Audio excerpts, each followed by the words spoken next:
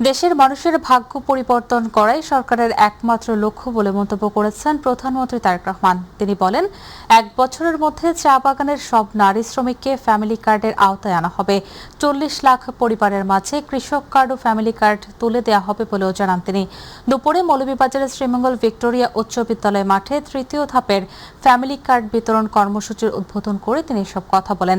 জনগণের উপকারের বাজেটকে যারা গণবিরোধী বলে তারা জনগণের বন্ধু হতে পারে না উল্লেখ করে তিনি বলেন, যারা মানুষকে বিভ্রান্ত করতে চায় তাদের ব্যাপারে সচেতন থাকতে হবে। জনগণ যদি ঐক্যবদ্ধ থাকে বাংলাদেশের গণতন্ত্রকে কেউ নষ্ট করতে পারবে না। জনগণের অর্থ যেন জনগণের কাছেই ব্যয় হয় সেই ব্যবস্থা করছে সরকার। আমরা দেখেছি কিভাবে জনগণের অর্থ বিগত 1 যুগ ধরে 17 বছর ধরে আমরা দেখেছি কিভাবে জনগণের অর্থ এই দেশ থেকে পাচার হয়ে গিয়েছিল। জনগণের অর্থ জনগণকে না দিয়ে একটি দল বিদেশে পাচার করে দিয়েছিল। প্রিয় ভাই বোনেরা, যারা বলে কোত্থেকে আসবে ফ্যামিলি কার্ডের টাকা, কোত্থেকে আসবে কৃষক কার্ডের টাকা, কোত্থেকে আসবে, তাদের উদ্দেশ্যে বলতে চাই, এই জনগণের টাকা আর পাচার হতে দেব না। আমরা জনগণের টাকা দিয়ে জনগণের জন্য কাজ করা হবে, জনগণের অর্থ দিয়ে দেশের জন্য কাজ করা হবে, দেশের ভাগ্যের পরিবর্তনের জন্য কাজ করা হবে, জনগণের জন্য কাজ করা হবে। কাজে ইনশাআল্লাহ টাকার কোনো অভাব হবে না।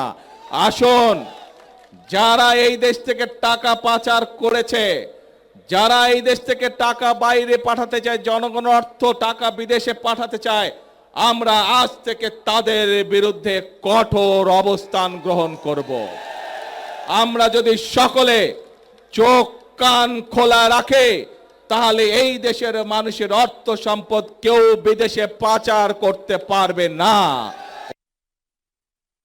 চট্টগ্রামে বহুল আলোচিত শিশু আলিনা ইসলাম আয়াত অপহরণ ও হত্যা মামলায় প্রধান আসামি মোহাম্মদ আবির আলীকে মৃত্যুদণ্ড দিয়েছে আদালত। একই সঙ্গে তাকে ১ লাখ টাকা অর্থদণ্ড এবং অনাদায়ে ১ বছরের সশ্রম কারাদণ্ডের আদেশ দেওয়া হয়েছে।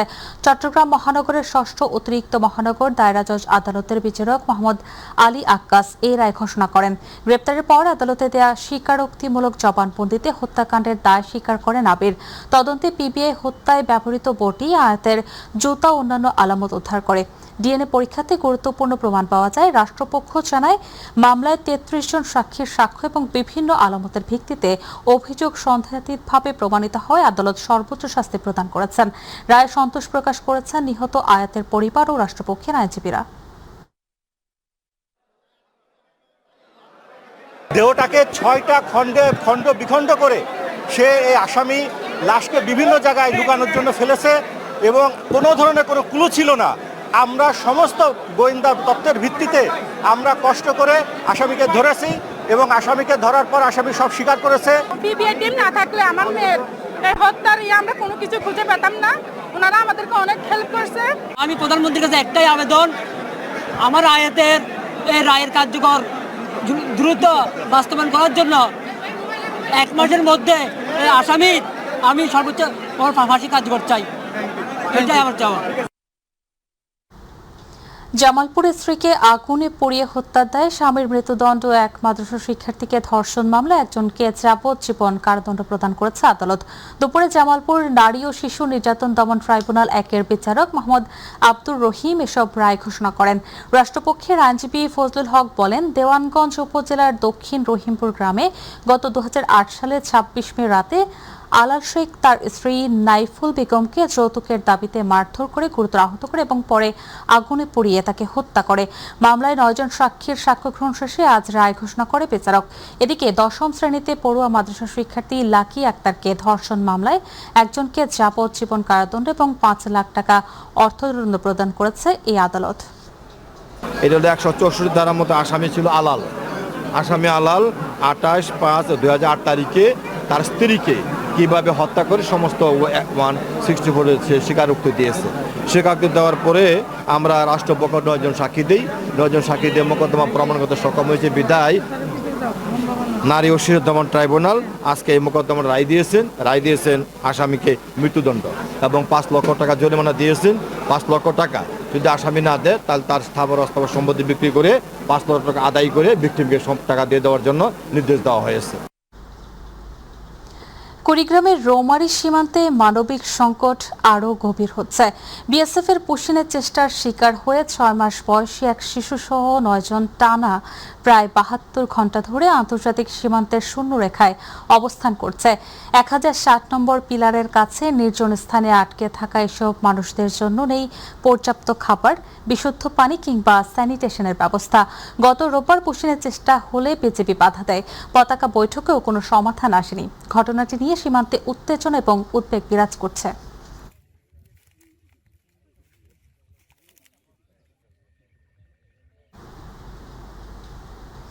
চুয়াডাঙ্গার দর্শনা জয়নগর সীমান্তে ভারতীয় সীমান্তরক্ষী বাহিনী বিএসএফ এর পুশিনের চেষ্টা প্রতিহত করার পর বর্তমানে পরিস্থিতি স্বাভাবিক রয়েছে। তবে সীমান্তে সর্বোচ্চ সতর্ক অবস্থানে রয়েছে বিজিবি সদস্যরা। নিরাপত্তা ব্যবস্থা জোরদার করে টহল ও নজরদারি বাড়ানো হয়েছে। বিজিবি সদস্যরা সীমান্ত জুড়ে নিয়মিত তৎপরতা চালিয়ে যাচ্ছেন যাতে নতুন করে কোনো অনাকাঙ্ক্ষিত ঘটনা না ঘটে।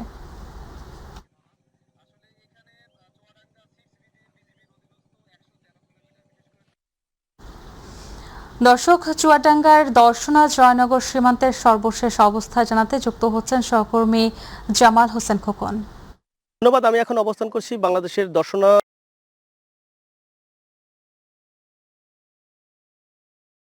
ভারত বিএসএফ এর সদস্যরা গত কয়েকদিন আগে এই সীমান্ত দিয়ে অবৈধ পুশিং এর চেষ্টা করে।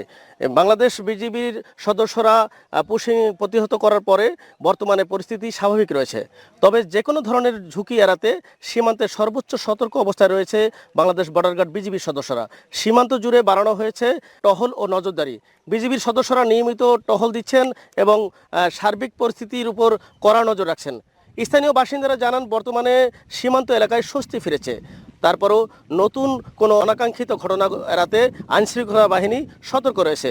চুয়াডাঙ্গার 6 বিজিবির পরিচালক নাজমুল হাসানের সাথে কথা বলেছি। তিনি জানিয়েছেন কোনোভাবেই এই বর্ডার দিয়ে ভারতীয় অনুপ্রবেশ তারা মেনে নেবে না এবং এই বর্ডারের এরিয়াগুলোতে বিজিবির সদস্যরা কঠোর নজরদারিতে রেখেছে।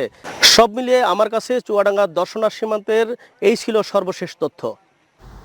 খোকন, আপনাকে ধন্যবাদ। দর্শক, এই মুহূর্তে আমরা যেতে চাচ্ছি মহেশপুর থেকে সীমান্ত পরিস্থিতির সার্বিক পরিস্থিতি জানাতে আমাদের সহকর্মী যুক্ত হচ্ছেন সারওয়ার হোসেন। মহেশপুর 58 বিজিবির টহল আসলে পার্টি, তারা মহেশপুর এই 78 কিলোমিটার সীমান্ত এবং 12টি বিওপিতে সকাল থেকে সারা রাত অবধি তারা আসলে পাহারা বসিয়েছে। ভারত থেকে কোনো প্রকার যাতে পুশিং করে এই 58 বিজিবির সীমান্ত দিয়ে বাংলাদেশে প্রবেশ করতে না পারে, সেজন্য 58 বিজিবির সদস্যরা আপনার স্থানীয় জনসাধারণ, স্থানীয় আপনার পুলিশ, স্থানীয় আপনার আনসার, সবার সমন্বয়ে আপনার এই 78 কিলোমিটার এই মহেশপুর উপজেলার সীমান্ত এলাকা দিয়ে কোনো প্রকার ভারত থেকে অনুপ্রবেশ যাতে না করতে পারে সে ব্যাপারে আপনার 58 বিজিবি তাদের তৎপরতা অব্যাহত রেখেছে। আমরা মহেশপুর 58 বিজিবির সিও লেফটেন্যান্ট কর্নেল রফিকুল ইসলামের সাথে আসলে আমরা কথা বলেছি।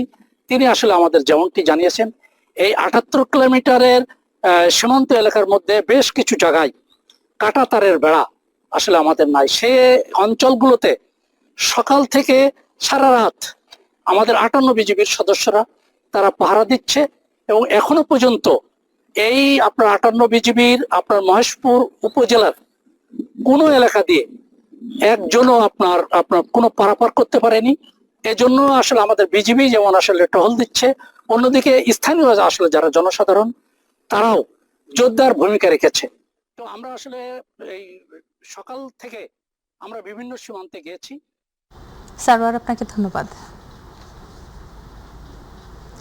রংপুরের পীরগঞ্জে জুলাই গণ অভ্যুত্থানে শহীদ আবু সাইদের কবর জিয়ারত করেছেন নারী সংরক্ষিত আসন 12 এর সংসদ সদস্য জিবা আমিন। দুপুরে উপজেলার বাবনপুর গ্রামে শহীদ আবু সাইদের কবর জিয়ারত শেষে শহীদ পরিবারের সদস্যদের সঙ্গে সাক্ষাৎ করে তাদের খোঁজ খবর নেন তিনি। এ সময় রংপুর জেলা পরিষদের প্রশাসক সাইফুল ইসলাম, জেলা প্রশাসক রুহুল আমিন, উপজেলা বিএনপির সভাপতি মাহমুদুর নবী চৌধুরী পলাশ, শহীদ আবু সাইদের বাবা মকবুল হোসেন সহ বিএনপি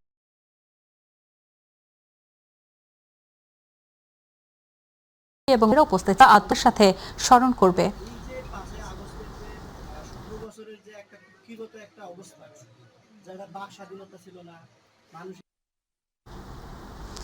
শিক্ষা খাতে বিপুল বাজেট বরাদ্দ থাকলেও কওমি ও হাফিজিয়া মাদ্রাসার উন্নয়নে সরকারের উল্লেখযোগ্য কোনো পদক্ষেপ নেই বলে মন্তব্য করেছেন নগর উন্নয়ন ফোরামের চেয়ারম্যান মোহাম্মদ সেলিম উদ্দিন।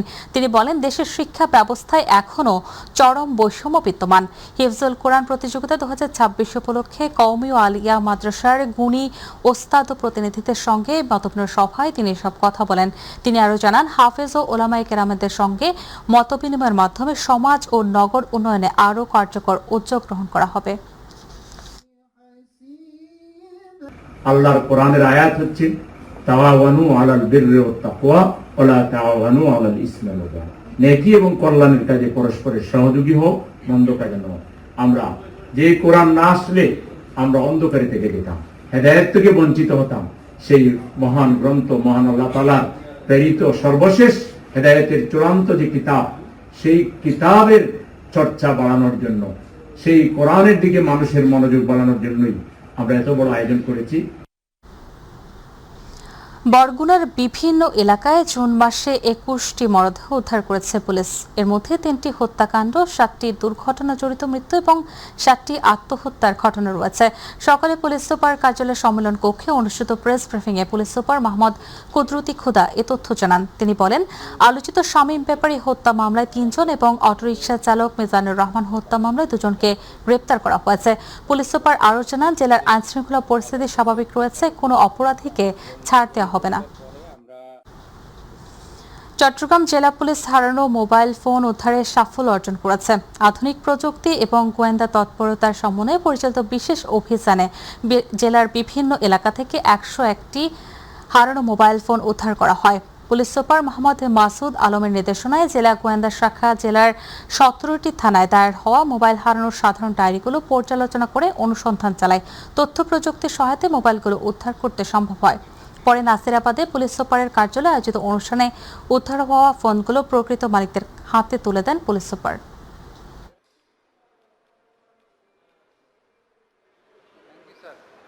101 জনকে আমরা তাদের যে হারানো মোবাইল বা ছিনতাইকৃত মোবাইল, এগুলো কিন্তু আমরা তাদের এই প্রকৃত মালিকের কাছে আমরা ফেরত দিচ্ছি। তো এই যে কার্যক্রমটা, এটা কিন্তু আসলে সহজ না, এটা অনেক পরিশ্রম দিতে হয়েছে, অনেক লেগে থাকতে হয়েছে। তো আমাদের যারা টিমে যারা কাজ করেছে তাদের প্রতি অনেক কৃতজ্ঞতা যে তারা এই কাজগুলো করেছে, এবং এটা আমরা রেগুলার বেসিস প্রতি মাসে আমরা এটা করতে চাই। যশোরের খাজুরায় গোপন সংবাদের ভিত্তিতে বিশেষ অভিযান চালিয়ে মাদক সেবনের অভিযোগে 3 যুবককে আটক করেছে পুলিশ। পরে ভ্রাম্যমাণ আদালতের মাধ্যমে তাদের সাজা দেওয়া হয়। পুলিশ জানায়, মঙ্গলবার বিকেলে খাজুরা বাজার এলাকায় একটি পরিত্যক্ত বাড়িতে অভিযান চালিয়ে মাদক সেবনরত অবস্থায় 3 যুবককে আটক করা হয়। পরে তাদের বিরুদ্ধে মাদকদ্রব্য নিয়ন্ত্রণ আইন 2018 অনুযায়ী ব্যবস্থা নেওয়া হয়। ভ্রাম্যমাণ আদালত পরিচালনা করেন উপজেলার সহকারী কমিশনার ভূমি ও নির্বাহী ম্যাজিস্ট্রেট মোহাম্মদ আল ইমরান। আদালত আটক প্রত্যেককে 15 দিনের কারাদণ্ড এবং 100 টাকা করে জরিমানা করেন। এ সময় খাজুরা ক্যাম্প ইনচার্জ ফিরোজ কবির সহ প্রশাসনের সংশ্লিষ্ট কর্মকর্তারা উপস্থিত ছিলেন। মুন্সিগঞ্জ সদর উপজেলার পশ্চিম দেওভোগ এলাকায় অস্বাস্থ্যকর পরিবেশে খাদ্য প্রস্তুত ও সংরক্ষণের অভিযোগে হাজি দম বিরিয়ানি নামক একটি প্রতিষ্ঠানকে 15,000 টাকা জরিমানা করেছে জাতীয় ভোক্তা অধিকার সংরক্ষণ অধিদপ্তর মুন্সিগঞ্জ জেলা কার্যালয়।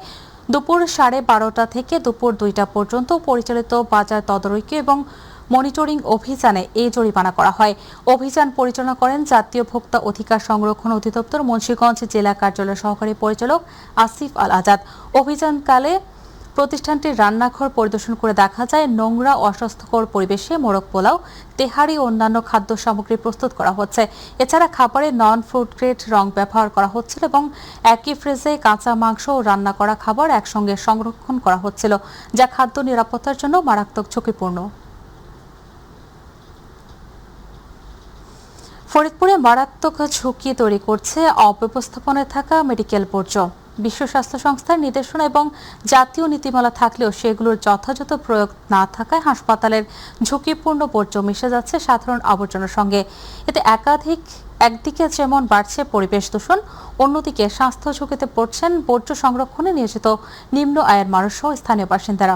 বিস্তারিত জানাচ্ছেন শফিকুল ইসলাম জনি। 22 বছর বয়সী সুলতান আক্তার জীবিকার তাগিদে কাজ করেন বর্জ্যের ভাগাড়ে। হয়তো তিনি জানেন না প্রতিদিনই অজান্তে তার শরীরে প্রবেশ করছে ভয়ঙ্কর জীবাণু, বাড়ছে স্বাস্থ্য ঝুঁকি।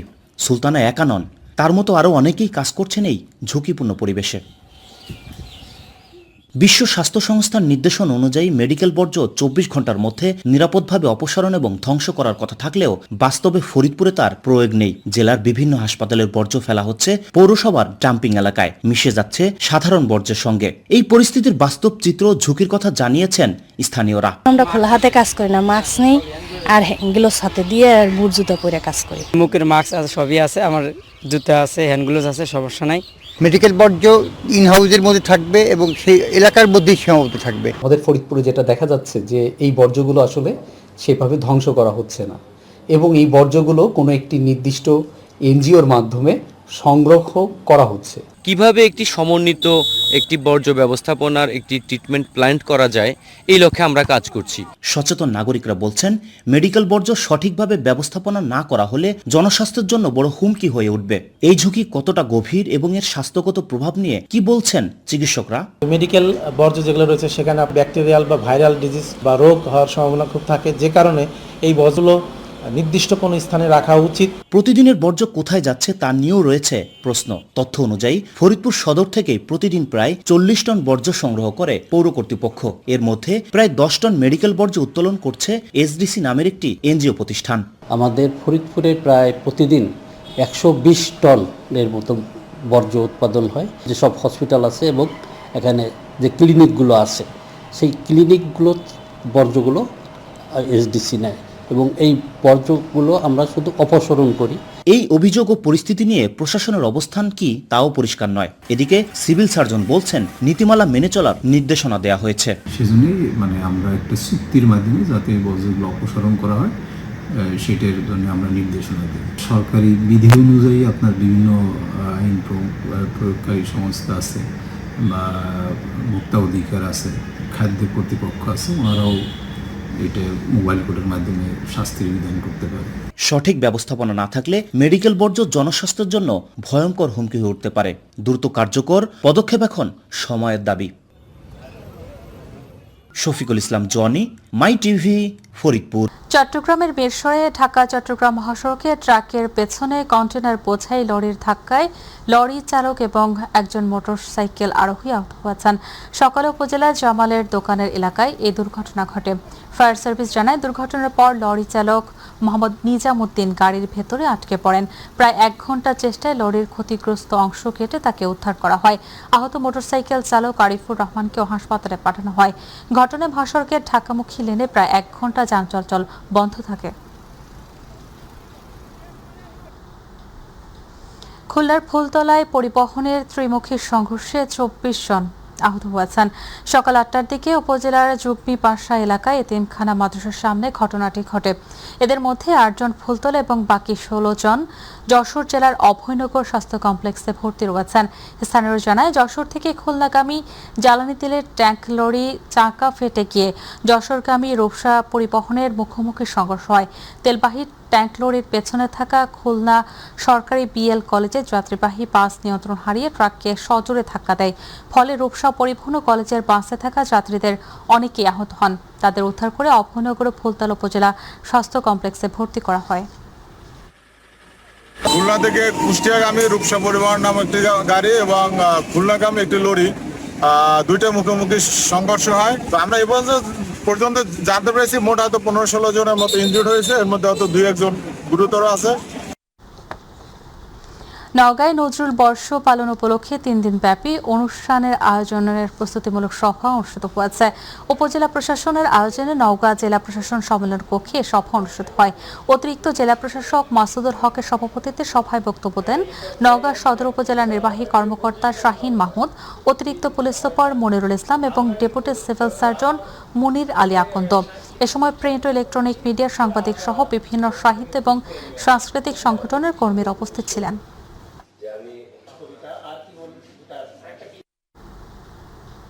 কুড়িগ্রামে চর বিষয়ক মন্ত্রণালয় গঠন, চরাঞ্চলের জন্য পৃথক বাজেট বরাদ্দ, নদী ভাঙ্গনে ক্ষতিগ্রস্ত মানুষের ক্ষতিপূরণ এবং পুনর্বাসন সহ 10 দফা দাবিতে পদযাত্রা, সমাবেশ এবং স্মারকলিপি প্রদান করেছে চর উন্নয়ন এবং বাস্তবায়ন পরিষদ। সকালে শহরের ঘোষপাড়ার সিংহ চত্বর থেকে পদযাত্রা শুরু হয়ে বিভিন্ন সড়ক প্রদক্ষিণ শেষে জেলা প্রশাসকের কার্যালয়ে গিয়ে শেষ হয়। পরে সমাবেশে সংগঠনের নেতারা বক্তব্য দেন। এতে বিভিন্ন চরাঞ্চল থেকে সহস্রাধিক নারী পুরুষ অংশ নেন। বক্তারা চরবাসীর মৌলিক সেবা নিশ্চিত এবং দীর্ঘমেয়াদী উন্নয়ন পরিকল্পনা গ্রহণের দাবি জানান।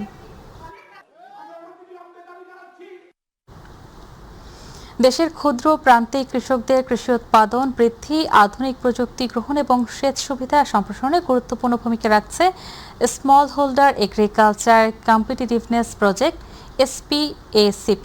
এ উপলক্ষে সফলতা, চ্যালেঞ্জ ও ভবিষ্যৎ করণীয় শীর্ষক সেমিনার অনুষ্ঠিত হয়েছে। এতে সভাপতিত্ব করেন প্রকৌশলী মোহাম্মদ রেজাউর রহমান। প্রধান অতিথি ছিলেন ডক্টর মোহাম্মদ রাজু আহমেদ। বক্তারা জানান, প্রকল্পের মাধ্যমে কৃষি উৎপাদনশীলতা বৃদ্ধি, উৎপাদন ব্যয় হ্রাস এবং কৃষকদের আয় বৃদ্ধিতে উল্লেখযোগ্য সাফল্য অর্জিত হয়েছে। নারায়ণগঞ্জের রূপগঞ্জে মানবিক সহায়তা কর্মসূচির আওতায় অসহায়, দুস্থ এবং দুর্যোগে ক্ষতিগ্রস্ত মানুষের মাঝে বিনামূল্যে চাল, শুকনো খাবার, টিন ও গৃহ মঞ্জুরির নগদ অর্থ বিতরণ করা হয়েছে। সকাল 10টায় উপজেলা পরিষদ মিলনায়তনে জেলা প্রশাসন ও দুর্যোগ ব্যবস্থাপনা বিভাগের আয়োজনে এ অনুষ্ঠান হয়। প্রধান অতিথি ছিলেন নারায়ণগঞ্জ 1 আসনের সংসদ সদস্য মুস্তাফিজুর রহমান ভুইয়া দীপু। সভাপতিত্ব করেন ইউএনও মোহাম্মদ সাইফুল ইসলাম। উপস্থিত ছিলেন বিএনপি নেতা মাহফুজুর রহমান হুমায়ুন, বাসিরউদ্দিন বাচ্চু, নাসির মিয়া ও নূর নবী সহ অনেকে।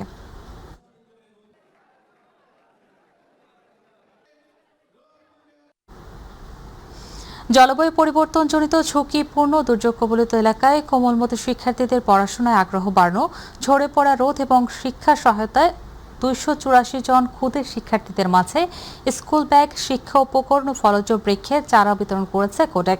রায়পুর উপজেলার নদী তীরবর্তী চরবংশী ইউনিয়নের খাসিয়ারচর সরকারি প্রাথমিক বিদ্যালয়ে বিতরণ কর্মসূচি অনুষ্ঠিত হয়। বিদ্যালয়ের প্রধান শিক্ষক মোহাম্মদ মহসিন কবিরের সভাপতিত্বে অনুষ্ঠানে প্রধান অতিথি ছিলেন উপজেলা নির্বাহী কর্মকর্তা মেহেদি হাসান কাউসার। বিশেষ অতিথি হিসেবে উপস্থিত ছিলেন উপজেলা প্রকৌশলী সুমন মুন্সি, উপজেলা শিক্ষা কর্মকর্তা মাইনুল ইসলাম, কোডেকের সহকারী পরিচালক শহীদুল ইসলাম খান সহ অনেকে। ঢাকার ধামরাই সরকারি কলেজের শিক্ষার্থীদের যাতায়াত সুবিধা নিশ্চিত করতে কলেজের উদ্যোগে 2টি দ্বিতল বাসের শুভ উদ্বোধন করা হয়েছে। উদ্বোধনী অনুষ্ঠানে প্রধান অতিথি হিসেবে উপস্থিত ছিলেন ঢাকা 20 ধামরাই আসনের সংসদ সদস্য মোহাম্মদ তমিজউদ্দিন। অনুষ্ঠানে সভাপতিত্ব করেন প্রফেসর মোহাম্মদ ইফতেখার হাসান। বিশেষ অতিথি হিসেবে উপস্থিত ছিলেন ধামরাই উপজেলা বিএনপির সাধারণ সম্পাদক ও ঢাকা জেলা বিএনপির যুগ্ম সাধারণ সম্পাদক শামসুল ইসলাম ও পৌর বিএনপির ভারপ্রাপ্ত সভাপতি আতিকুর রহমান আতিক সহ আরও অনেকে। চট্টগ্রামে বর্ণাঢ্য আয়োজন, আনন্দ মিছিল ও সমাবেশের মাধ্যমে বাংলাদেশ জাতীয়তাবাদী যুবদলের নবগঠিত পূর্ণাঙ্গ কেন্দ্রীয় কমিটিকে স্বাগত জানানো হয়েছে। একই সঙ্গে বিএনপির চেয়ারম্যান তারেক রহমানকে শুভেচ্ছা ও অভিনন্দন জানান নেতাকর্মীরা। নগরীর ছোটপুল থেকে শুরু হওয়া মিছিলটি আগ্রাবাদ সহ বিভিন্ন সড়ক প্রদক্ষিণ করে পুনরায় ছোটপুল বাজার মোড়ে এসে শেষ হয়। নগর যুবদলের উদ্যোগে আয়োজিত এই কর্মসূচিতে বিপুল নেতাকর্মী অংশ নেন। পরে সমাবেশে নেতারা বলেন, নতুন কমিটির নেতৃত্বে যুবদল আরও শক্তিশালী ও গতিশীল হবে এবং গণতন্ত্র, ভোটাধিকার আন্দোলনে ভূমিকা জোরদার করবে। এবারে অন্যরকম একটি খবর। চট্টগ্রামের চিড়িয়াখানায় ডিম ফুটে 5টি মহাবিপন্ন হলুদ পাহাড়ি কাছিমের বাচ্চা জন্ম নিয়েছে। চিড়িয়াখানা কর্তৃপক্ষ একে বাংলাদেশের প্রেক্ষাপটে এলনগেটেড টর্টোয়েজ সংরক্ষণ ও প্রজননের গুরুত্বপূর্ণ উদাহরণ বলছে। ডেপুটি কিউরেটর শাহাদাত হোসেন শুভ জানান 6 জন বাচ্চাগুলো জন্ম নেয়। 2022 সালে উন্নত আবাসস্থল ও আধুনিক পরিচর্যা চালুর পর প্রজনন বেড়েছে। 2023 ও 2025 সালে 5টি করে জন্ম নেয়। এবার সহ মোট 10টি জন্ম, 8টি জীবিত। ফলে সংখ্যা 8 থেকে বেড়ে 16 হয়েছে, যা ভবিষ্যৎ সংরক্ষণে গুরুত্বপূর্ণ।